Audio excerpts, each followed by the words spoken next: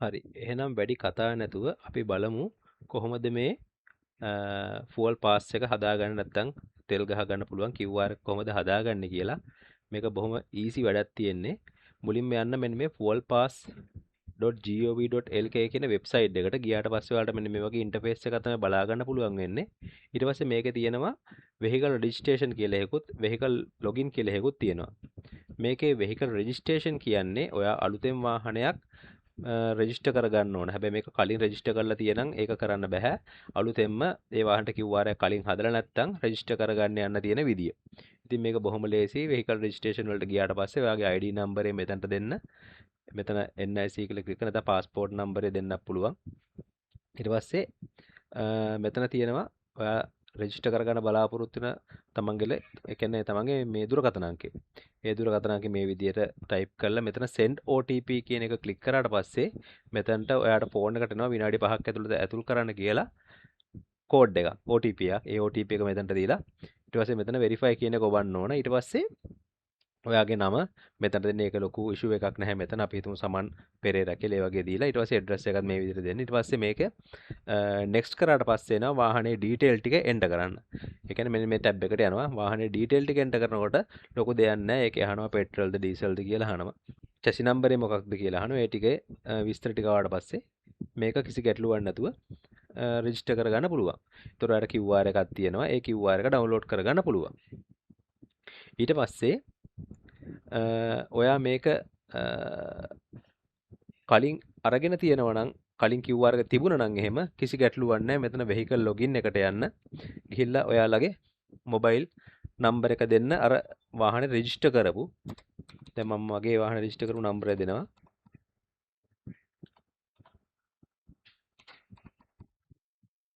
දීලා OTP එක send කරලා අපිට OTP එකක් එනවා.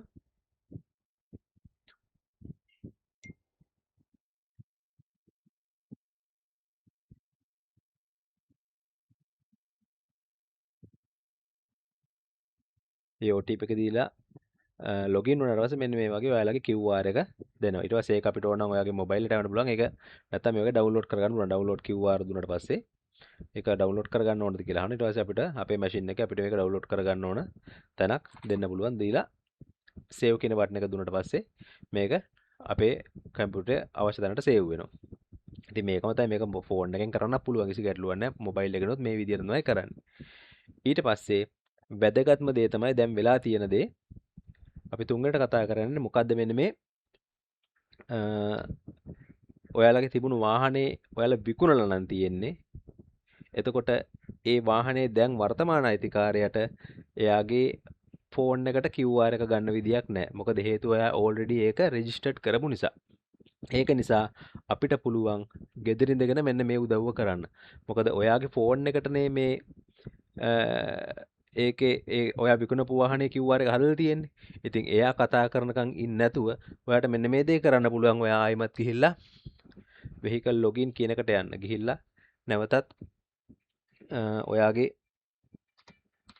ඒ වාහනේට ලබා දුන්නු දුරකථන අංකය ලබා දීලා OTP එකක් අරගෙන log වෙන්න.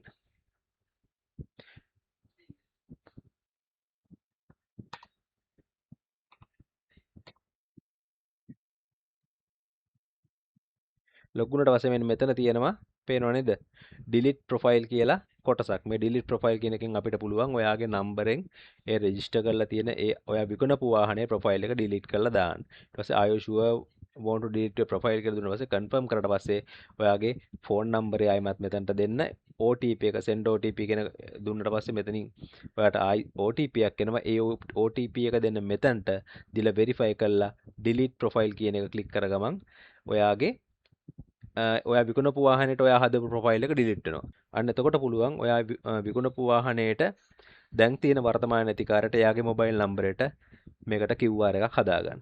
අපි ඒ දේ අපිම කරලා අපි එයාලට හෙල්ප් එකක් දෙමු. ඒතර එයාලත් ඔයාට කෝල් කරලා කරදර කරලා කියන්න ඕනේ අනේ QR එක දෙන්න. නැත්නම් මේක හදාගන්න මට මොකද්ද කරන්න ඕන කියලා ඔයාගෙන් අහන්න දෙයක් නැහැ.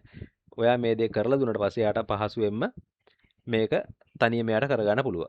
හරි. බොහොම ස්තුතියි.